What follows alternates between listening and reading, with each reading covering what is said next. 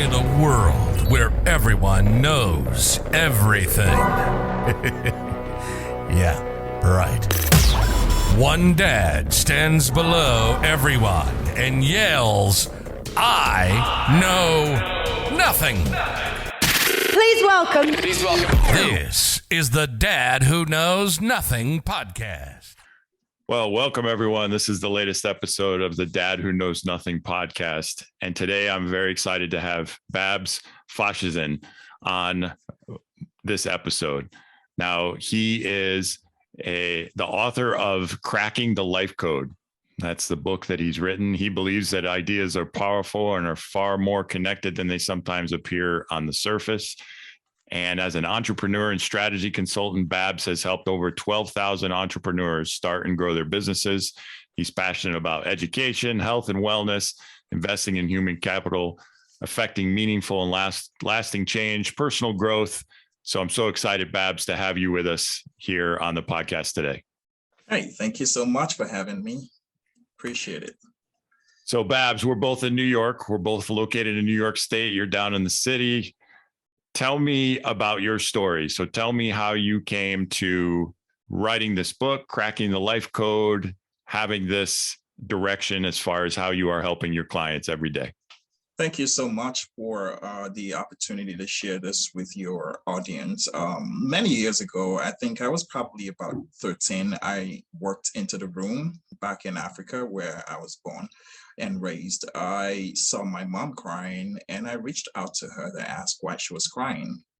She told me she had received a bad news from her mother, and it was worse for her because she was not in a position to help her mother.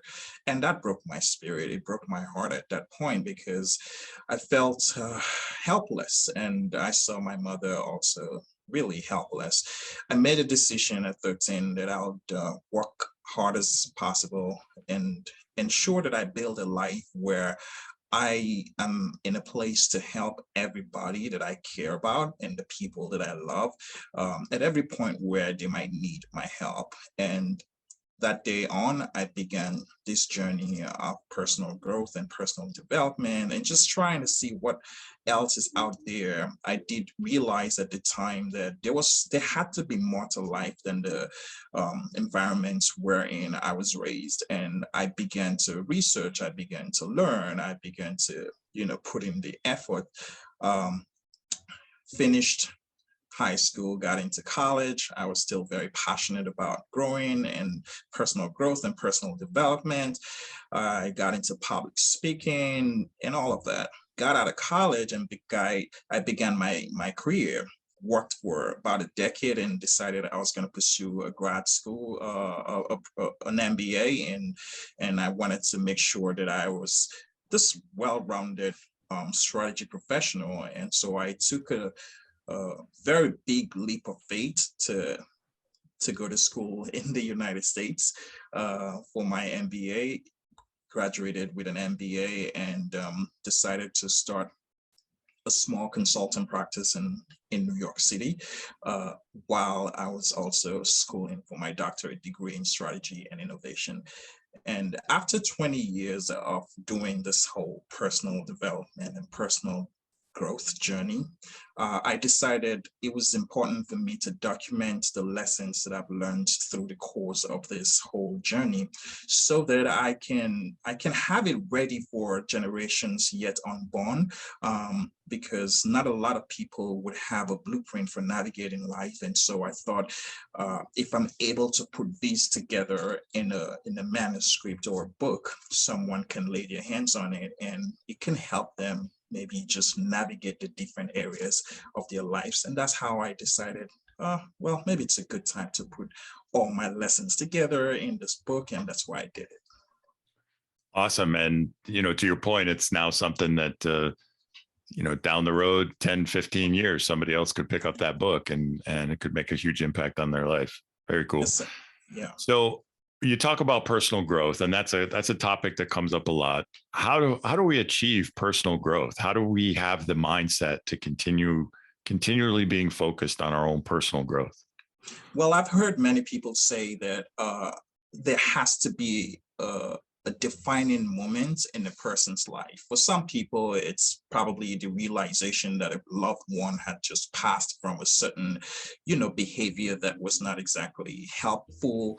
For some of the people, it might just be the fact that they're broke down and out, and they just wanted change. They wanted something else for them. In my instance, it was the fact that I saw my mother and I was broken. My spirit was totally shattered by that experience, and I vowed that I would do everything within my power to ensure that I build a life that positions me suitably for helping everybody that I care about. So they're different, stimulus and stimuli that could influence a person to commence the personal development journey.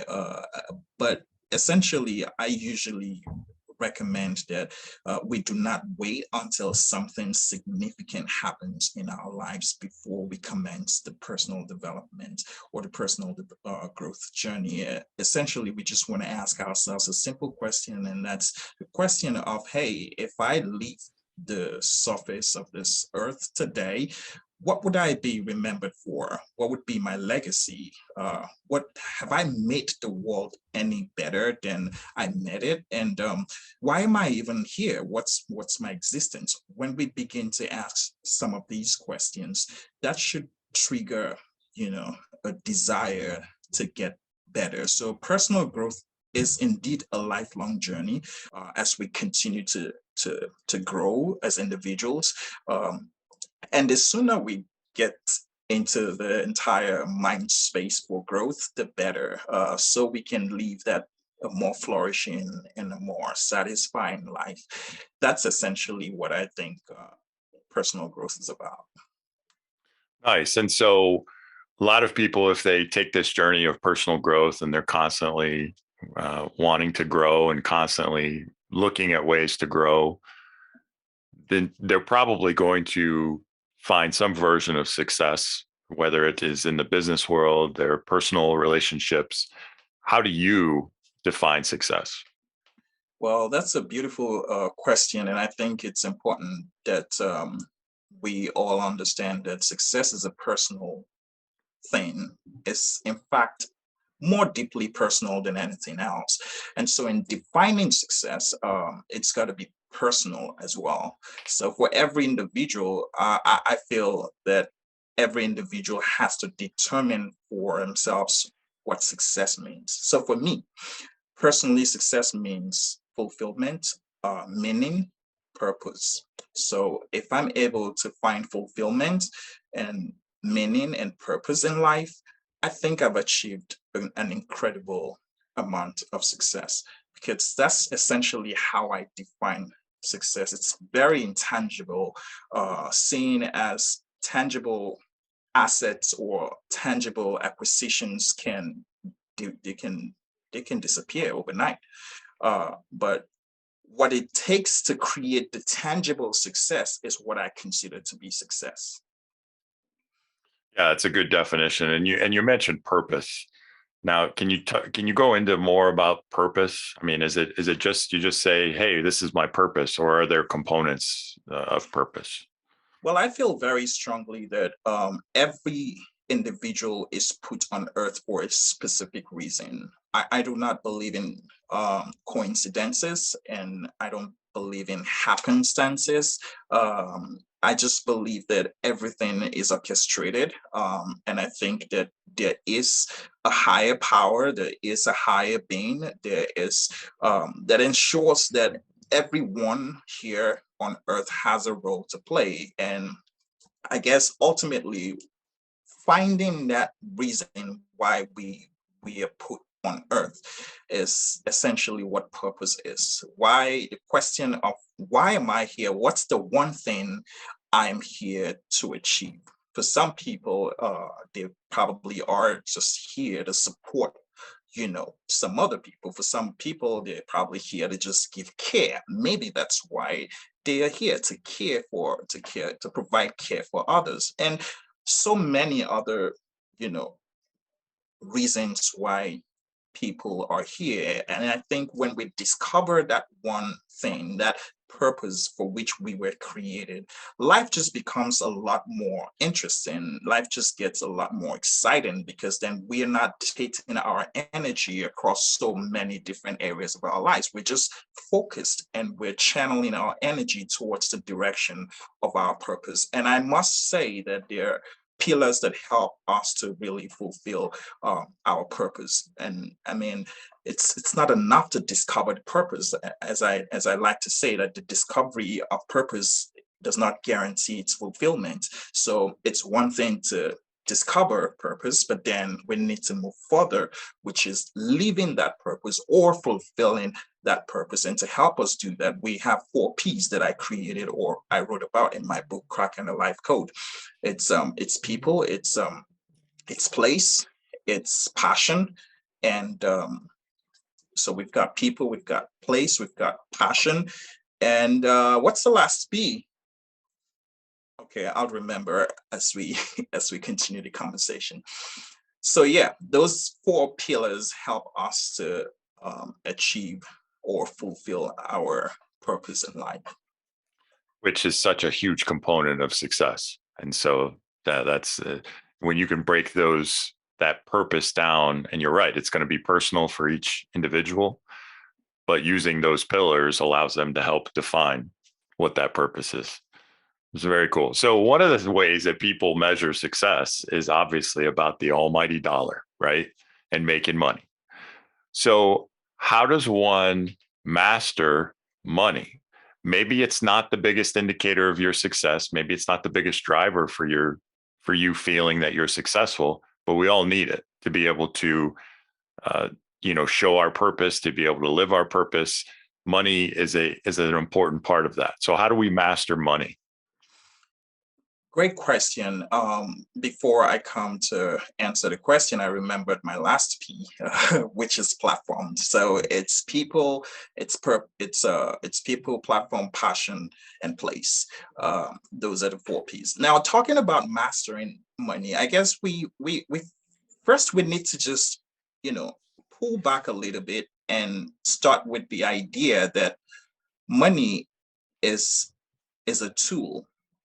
And money essentially is meant to fulfill a need. And when we understand that we exchange money or we use money to solve a problem, maybe our interaction with money will change slightly. So one of the biggest challenges that I've seen with most of the people that I have had the opportunity of coaching is the fact that, especially entrepreneurs, that they want to make several $1 million in such a short amount of time. And the goal, the driving force is essentially just the dollars.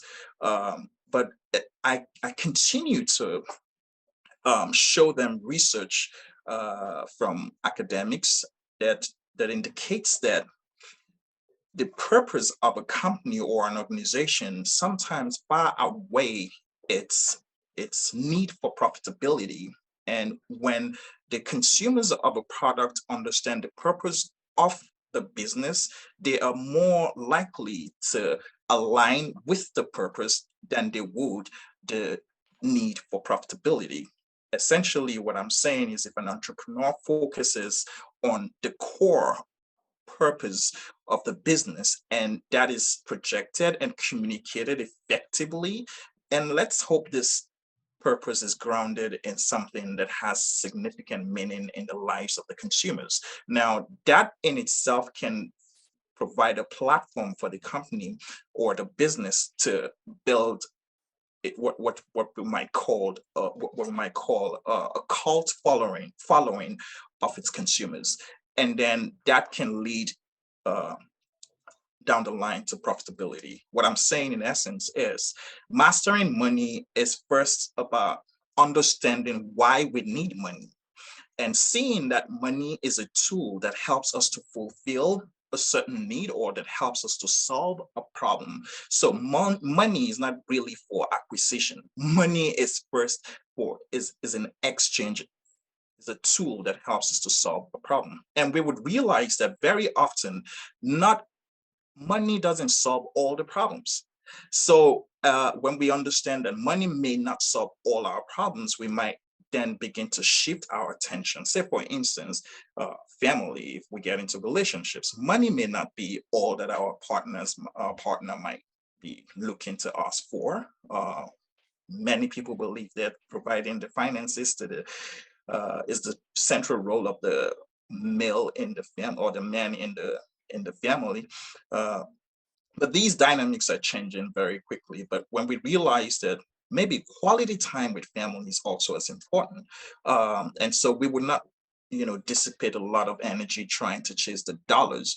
Rather, we would find balance. So mastering money, summarily, is really about balance.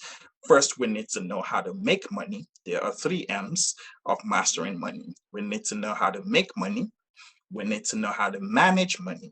And then we need to know how to multiply money.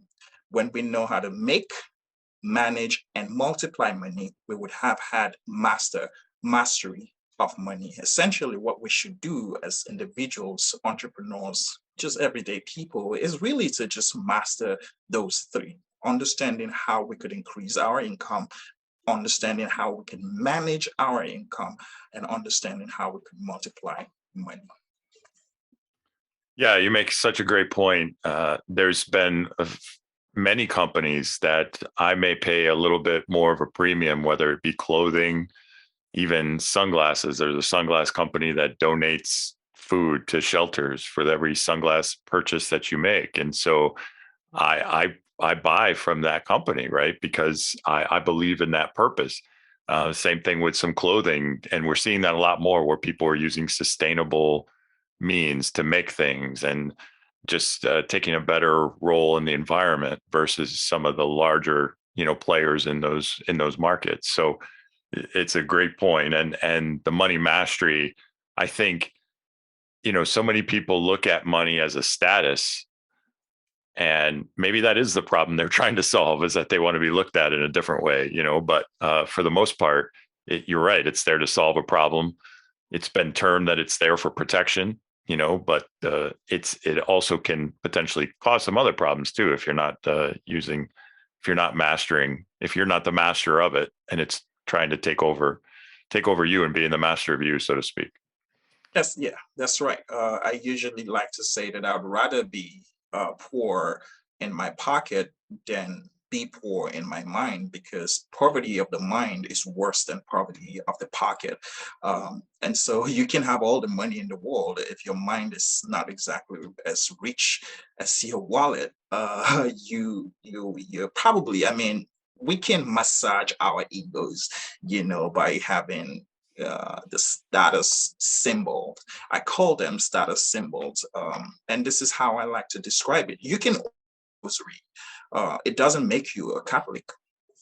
And so you can own symbols of success. It doesn't quite make you successful. So a Maserati or a very big mansion is really a symbol of success, but not success in itself. Just as an individual who owns a rosary doesn't necessarily have to be Catholic. Symbols of success are not entirely success. And what happens in my experience is, very often when people are unable to really attain success in the real sense of success, they resign to the elements of success. And so that's when they turn to those status items to fulfill that need. But indeed, symbols of success are not entirely success. Yeah, I was just listening to somebody talk about how during the pandemic, when we were in a recession last year, right, because the supply chain issues, and nobody was producing enough, but yet goods were still being bought. All of these luxury brands were like, sales were through the roof. So Gucci, Louis Vuitton, people were flush with so much cash that were given to prop up the economic system, that everybody went to buy those symbols of success. And now that everything has changed and we are heading into more negative times from a economy standpoint, it's a little bit tougher for those people. So you're right. It's a symbol of success versus actual success. And that's probably that last M, right? The multiply. using your money to work for you and multiply versus spending it on a symbol of a success. Yeah. Yeah, that I guess that's the difference between a smart success and a person who's probably not quite the smartest uh, investor, if you will, or manager of money, is understanding that money is to be managed and multiplied, and not just spent on status symbols. Right. Absolutely. So we've talked a little bit about the book, cracking the life codes. So what are these life codes and why is it important to crack them? So I don't want you to give away anything with your book because I want we'll direct people to the book if the people want to learn more and read the book. But can you give us kind of a synopsis of what these life codes are and why it's so important to crack them? Well, life does not come with a manual. And so it's important to crack the life code sooner than later in life. So when a child arrives to the planet, there is no way, there is no blueprint. When you purchase a product, you might read the manual and understand how to use the product. But when a child arrives to the planet, there is no blueprint or manual with which the child will navigate life.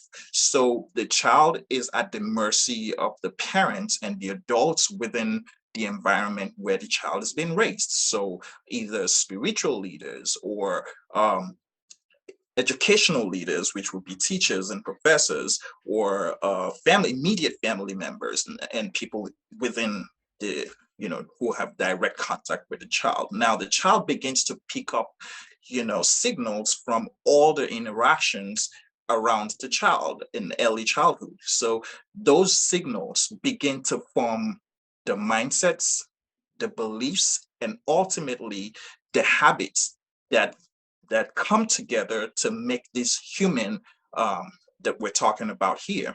So as the child grows, the child absorbs all of these signals, which could be just from conversations, could be from teachings, from learnings, from reading, and all of those. And that becomes the manuscript by which the child navigates life. Now, when we come to a point in life where we are hit with the reality of life and we're doing what I call the realistic self-assessment, that's when we come to say, hey, these habits, which are the life codes, the habits, the mindset, and the behaviors, are they helping me or are they like harming me? Are they helping me achieve my next goals or are they just preventing me from achieving my life goals? So many people, this is a point where they go, or this is a point where we should be asking those types of questions like, are these behavior helpful? Are these mindsets helpful? And if we realize that these mindsets and behaviors and habits are not quite helpful, those are the codes that needs to be cracked. And then that's a point when we begin a whole new journey of letting go of some of these behaviors, mindsets, and habits. And then we can begin the journey of building new, helpful, and positive ones. Yeah, I've always been fascinated by mindset. You can, unlike, a lot of in the animal world, which is really governed by instinct in many cases, animals can do phenomenal things, but it's based on instinct. They don't really sit back and go like, I'm not sure if I should do that today, or maybe I should do that. And they do amazing things by means of that instinct. But humans, we have been blessed and cursed with our minds, either allowing us and helping us to do powerful things or preventing us from doing a lot of powerful things just because of the power of our minds and where our mindsets are. So that's a great thing to call it codes, because it's like a computer, right? These things are deeply ingrained. They come in from our experiences when we're children, they've been developed. And then it's so true that the earlier you can really hack those things and understand how they work and change them to make them all work in the way you want to go, that's when you can find some success. So that's awesome. Yep, that's really true. I was probably 6 when I lost a very good friend of mine at the pool. He had drowned in the pool, Oh my. and so my parents and the parents of my friends all said uh, we couldn't go close to any body of water, not a pool, not a natural body of water, not an ocean. And so I grew up with this, perception that water was bad. And Mm. so for many years, I couldn't swim. So when I think about going on cruises, I'm like, okay, well, I can't swim. And there's so many things that I wanted to enjoy. But because I just couldn't swim, it's that mindset, I got that experience as a child, and my parents said you couldn't do this. And I just grew up thinking that water was bad, and I never learned how to swim. So if I found myself in a situation where I needed to swim to survive, I probably would have I would have drowned too. So that speaks to mindset and why we need to crack these life codes. Some of them are very as simple as that, but then they go a long way to hinder us. And so the work that you do with your clients, you help them to assess those life codes and how to crack them for them personally. That's right. So we spend a lot of time digging into those life codes. Sometimes you just need someone else to hold up the mirror, so you can see yourself for who you are. We have the realistic self-assessment, which is very exhaustive, very, very comprehensive. And when our clients go through those, they come out with a lot of these codes. That's first, it's just identifying them first before we even begin the journey of cracking them. Nice. Wow. That sounds like great work. Thank So you. we've talked about success. Obviously, success is not a straight line. Nobody just ascends and continues to ascend. Even the most successful people in the world have had failures and setbacks. So what role does that play in success? How do you help your clients with failure? Failure, I like to say, is an incredible part of success, and there is hardly any success that does not come with failure. I have failed in so many areas of my life, from academics to relationship to business. My first two businesses failed. So I've experienced failure on so many different realms. And I think essentially that's probably why I am able to speak about some of these things today, because then I am able to learn from those failures. Now, when we see failure, what I encourage my clients to do is to embrace failure and see failure as an incredible opportunity to rise up to that level of success that they're trying to get to.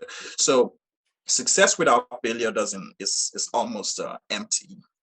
And so when we hit a roadblock at every point, what we need to do is not just let go or get completely discouraged, is to sit back and ask questions about how do we overcome this challenge. And when doing that, what we're doing is we're exercising the muscle of courage, we're exercising the muscle of strength, we're exercising the muscle of integrity and hard work, and all of those are the codes, the life codes, the positive life codes that we need to navigate life. So when life throws us a curveball, what we want to do is face the curveball, analyze the situation, and find a way to address the problem rather than walk away from it. And every time we walk on a challenge and we succeed, we become better, stronger, wiser, smarter. And so the more challenges we face, the stronger, the better, the wiser we become. So if someone had a really, let's say, probably in your background, the two business failures, there's failure, right? And there's ones that you can learn, but then there's some that are just devastating. And so if you had someone that's, maybe it's the loss of a treasured relationship, maybe it's a marriage fail, maybe it's a business that defined you completely and it fails, and it's just devastating to one of your clients. How do you help them to bounce back? How does someone do that?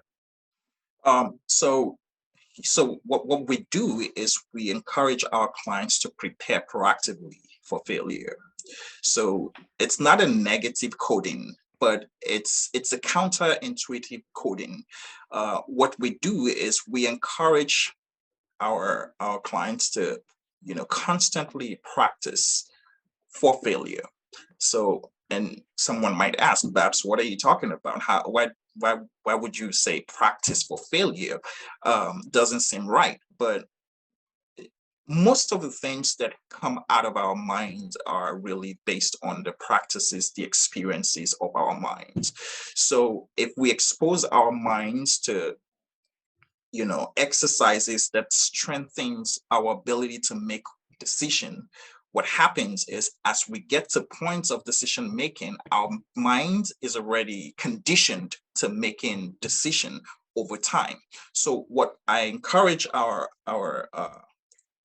clients to do is, hey, we don't want to wait until failure hits hard before we think of how to bounce back from failure. So what we want to do constantly is ask ourselves daily, what is it that we need to do today? This one thing that we need to do today in the event that something goes bad.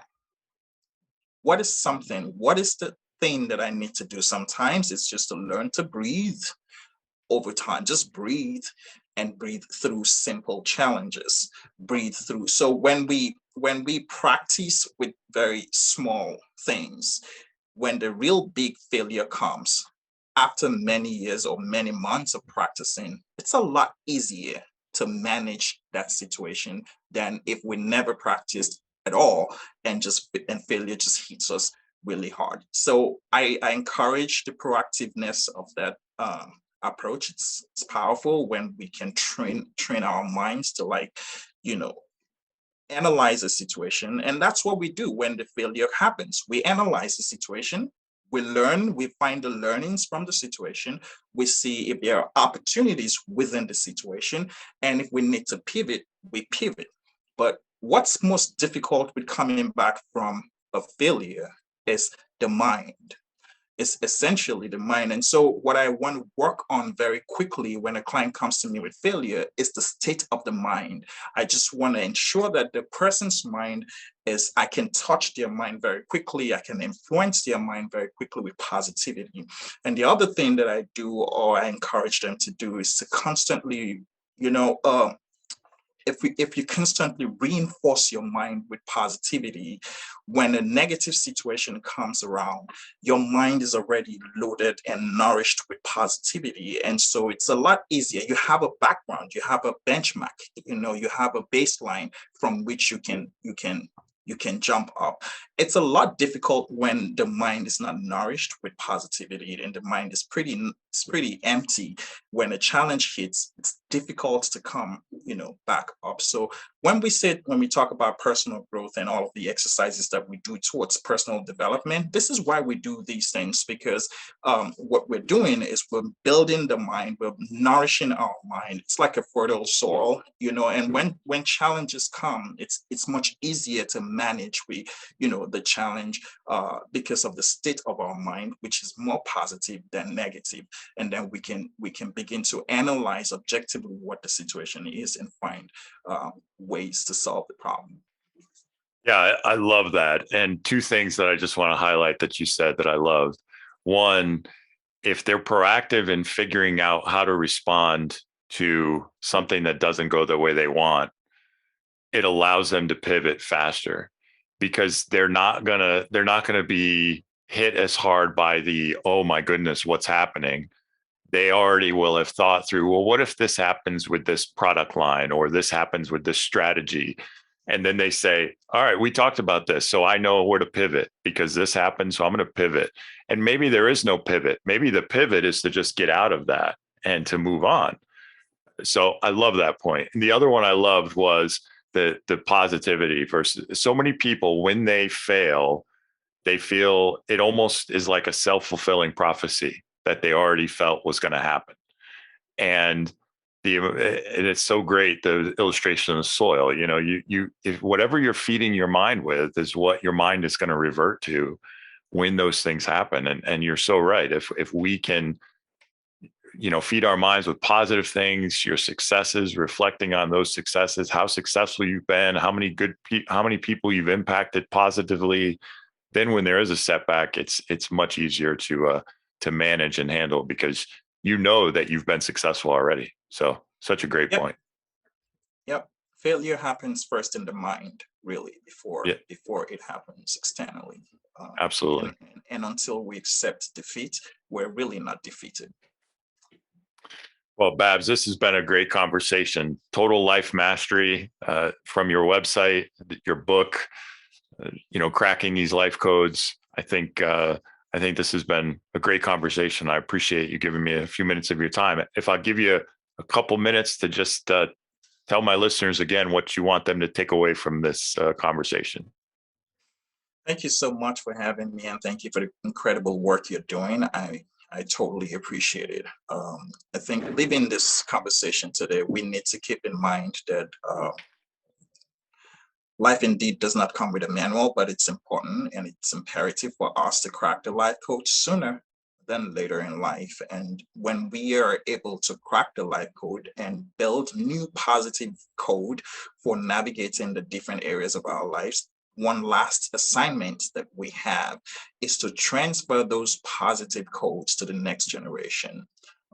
We want to teach the children and the generations to come all of the lessons that we've learned, so they can reduce their stress and their hassle just by learning from us.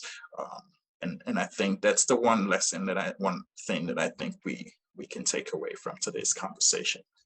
Nice. Well said, Babs. Mastering your mindset, habits, and behaviors for personal success, and then passing that on to do good for others. Nice. Thank you very much, Babs. This was a great conversation. Everybody, it's crackingthelifecode.com. Takes you right to Babs' website. You can order his book. You can see some of the other things about him and the great work he's doing. Again, Babs, appreciate so much having you on. Thank you for the time, and we'll talk again. Thank you so much. I appreciate it. You have a fantastic one.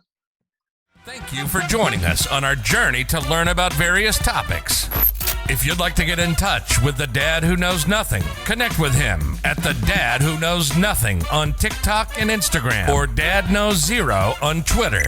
If you have a moment and you like this episode, drop us a review wherever you listen to your podcasts. Have a great day and enjoy your journey through this game called life.